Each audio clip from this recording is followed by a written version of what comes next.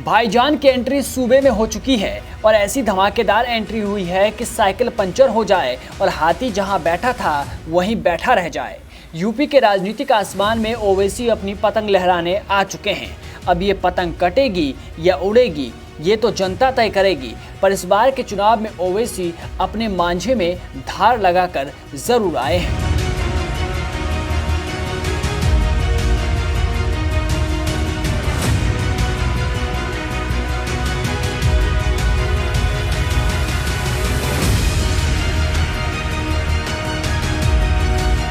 ओवैसी ने जंग का ऐलान अयोध्या से कर दिया है और आते ही असदुद्दीन ओवैसी ने बुधवार को आरोप लगाया कि नरेंद्र मोदी 2 बार प्रधानमंत्री अखिलेश और मायावती की नासमझी की वजह से बने हैं। उन्होंने उत्तर प्रदेश के अपने दौरे के दूसरे दिन बुधवार को विरोधियों के उन आरोपों को भी खारिज कर दिया जिसमें उन्हें राजनीतिक रूप से महत्वपूर्ण राज्य में वोट काटने वाले के रूप में पेश किया जाता रहा है। दरअसल अयोध्या के रुदौली से आगामी विधानसभा चुनाव के लिए ओवैसी बिगुल फूंक चुके हैं। ओवैसी सुल्तानपुर जिले के ओदरा गांव में बुधवार को एक जनसभा को संबोधित कर रहे थे। राजधानी लखनऊ से लगभग 140 किलोमीटर दूर स्थित सुल्तानपुर के बारे में माना जाता है कि इसे भगवान राम के पुत्र कुश ने बनाया था। जाहिर है कि इस बार के चुनाव में अयोध्या, राम मंदिर और किसान आंदोलन बहुत बड़ा इफेक्ट डालने वाले हैं।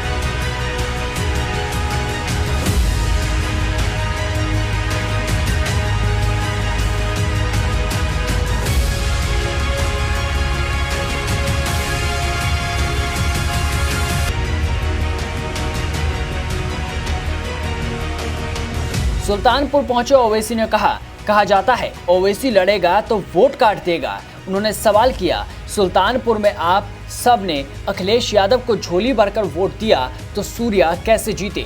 2019 में लोकसभा के चुनाव में सुल्तानपुर से भाजपा कैसे जीती? तब ओवैसी तो चुनाव नहीं लड़ रहा था। क्या अखिलेश यादव ने कहा कि हिंदू ने वोट नहीं दिया इसलिए हारे?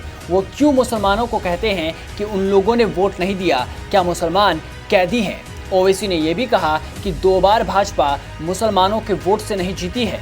हैदराबाद के सांसद ने पूछा, जब आप सभी ने अखिलेश यादव की पार्टी को वोट दिया तो पिछले विधानसभा चुनाव में यहां से एक भाजपा उम्मीदवार कैसे जीता? इसी तरह बीजेपी ने 2019 में सुल्तानपुर से लोकसभा चुनाव कैसे जीता जबकि AIM वहां नहीं लड़ी थी? समाजवादी पार्टी के अध्यक्ष पर तीखा हमला करते हुए ओवैसी ने पूछा, क्या मुसलमान आपके गुलाम हैं? उन्होंने कहा, अखिलेश और मायावती की नासमझी के कारण नरेंद्र मोदी 2 बार प्रधानमंत्री बने। हालांकि वो इस बारे में कुछ विस्तार से नहीं बोले, पर ओवैसी के हुंकार विपक्ष के लिए मुसीबत बढ़ाने वाली है।